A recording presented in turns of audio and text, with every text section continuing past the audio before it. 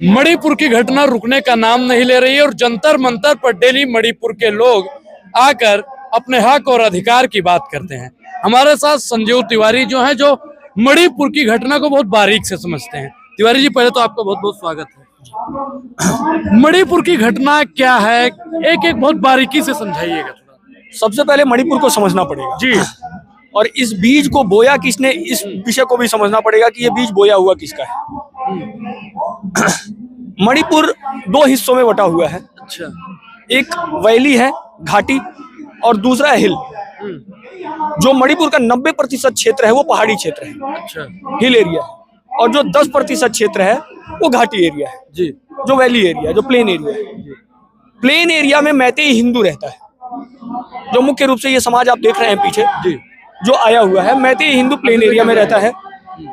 और पहाड़ में जो समाज है वो मुख्य रूप से दो समाज है, एक कुकी और दूसरा नागा। हाँ। नागा समाज जो है लंबे समय से मणिपुर में ही रह रहा है। अच्छा। आज से नहीं, लंबे समय से मणिपुर में नागा समाज रह रहा है। तीसरा समाज जो है वो कुकी समाज है। मणिपुर और भारत की सीमा जो है, मणिपुर या यूं कहें भारत और बर्मा की सीमा कम से कम 1100 किलोमीटर की सीमा है। और ये पूरी जो सीमा है, ये सीमा खुली हुई है, इसकी कोई फेंसिंग नहीं हुई जी। ये पूरी सीमा खुली हुई है। बर्मा से लोग आते हैं, कुकी बर्मा से आते हैं, घुसपैठ करते हैं, लगातार घुसपैठ ये चल रहा है। घुसपैठ की इजाजत कौन देता है? हमारी सेना तो मजबूत है। इसको आप सेंट्रल एजेंसीज का फेलियर कह सकते हैं, क्योंकि सेंट्रल एजेंसीज का काम होता है घुसपैठ को कंट्रोल करना। कहीं भी इनफिल्ट्रेशन को कंट्रोल करना ये सेंट्रल एजेंसीज का काम है जी। आपको इस विषय को समझना पड़ेगा। तो इसको सीधे सीधे मैं सेंट्रल एजेंसीज का फेलियर मानता हूँ जी।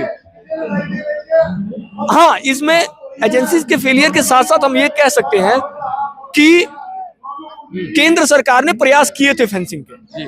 30 किलोमीटर फेंसिंग हो चुकी है, लेकिन ये एरिया छोटा मोटा नहीं है। ये कम से कम 1200 किलोमीटर का एरिया है जिसको फेंसिंग करनी है। 1200 किलोमीटर 1200 किलोमीटर वो एरिया है जो बर्मा और भारत का एरिया है, जहां से घुसपैठ हो रही है, और उसमें केवल 30 किलोमीटर की फेंसिंग हुई है। इस फेंसिंग को होते होते, कंप्लीट होते होते अगले 10 साल लग सकते हैं। 32 किलोमीटर का एरिया ऐसा है, 16 किलोमीटर भारत का और 16 किलोमीटर मणिपुर का, बर्मा का, सॉरी 16 किलोमीटर भारत और 16 किलोमीटर बर्मा का। ये फ्री मूवमेंट रीजन है, FMR। आना जाना इसमें लगा रहता है, आना जाना इसमें लगा रहता है। इस एरिया को आज तक सरकारों ने कंट्रोल नहीं किया। तो कुल मिला के विषय यह है कि घुसपैठ लगातार जारी है जी। दूसरी बात, ये जो कुकी समाज है ये बर्मा में भी आतंकी संगठन के रूप में है, PDF। अच्छा, जो कुकी समाज है ये बर्मा के ही लोग हैं? ये बर्मा के लोग हैं, मुख्य रूप बर्मा भी नहीं गए, और पीछे जाएंगे तो चाइना के लोग। चाइना के लोग अगर इनकी जड़ों में समाज पर अत्याचार कर रहे हैं, जो मैतेई हिंदू समाज पर अत्याचार कर रहे हैं। लेकिन सरकार तो कहती है कि हम हिंदू हितैषी हैं। सरकार, देखिए, सरकार किसी की हितैषी नहीं होती है, ना हिंदू की हितैषी है, वो किसी समाज की हितैषी नहीं है। सरकार डील कर लेती है, सरकार एजेंसी से, आउटर एजेंसी से डील कर लेती है। जो बाहरी एजेंसीज होती है उनका अपना बिजनेस होता है। अब उनके मुख्य बिजनेस समझिए, बिजनेस क्या क्या है।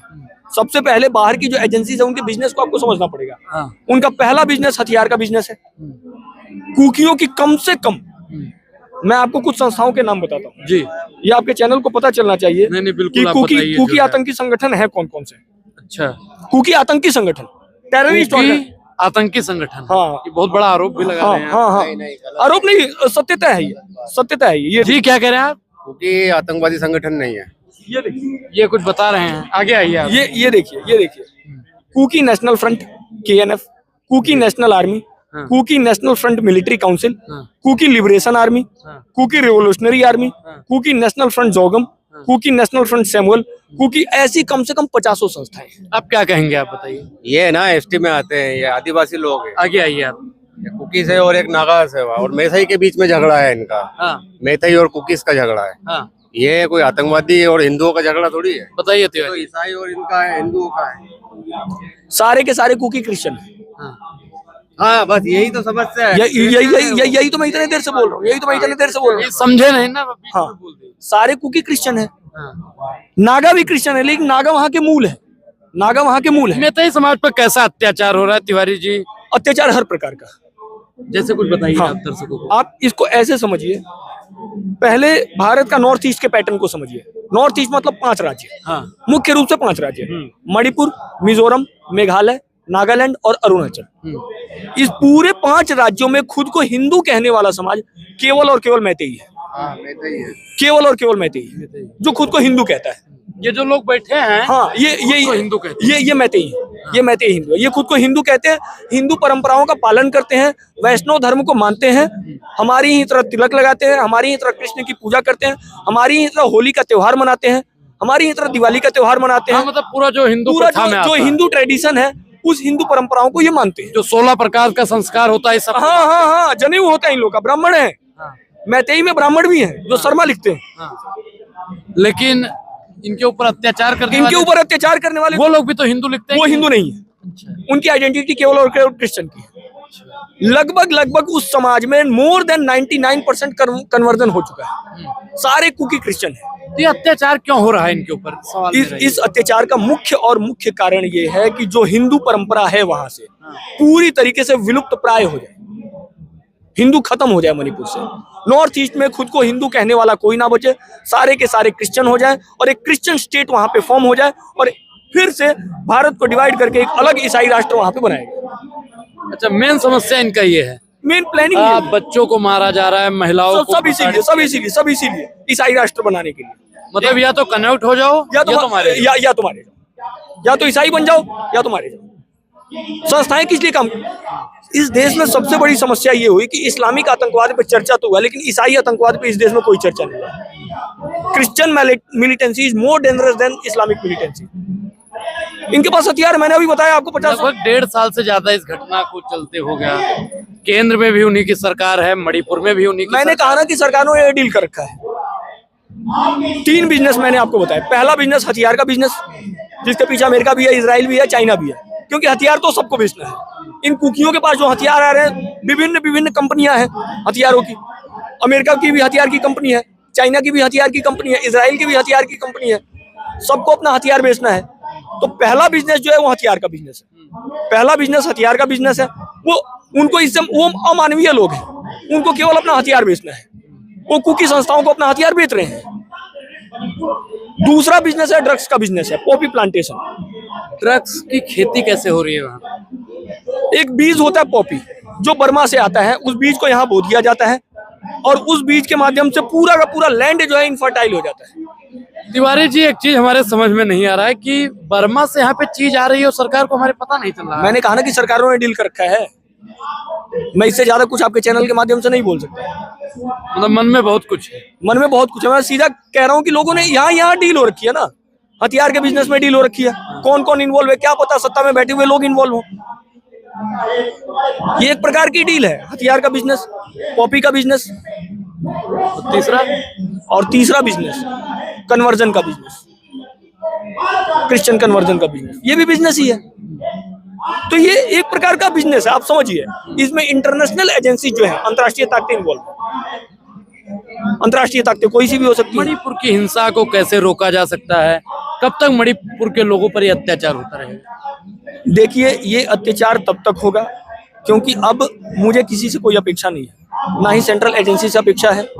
इसमें जब तक हिंदू समाज नहीं जागेगा और वो अपने अधिकारों को लेकर जागरूक नहीं होगा, जब तक वो हर प्रकार से इकट्ठा नहीं होगा, आर्थिक धरातल पे, उसको आर्थिक धरातल पे सबसे पहले इकट्ठा होना पड़ेगा।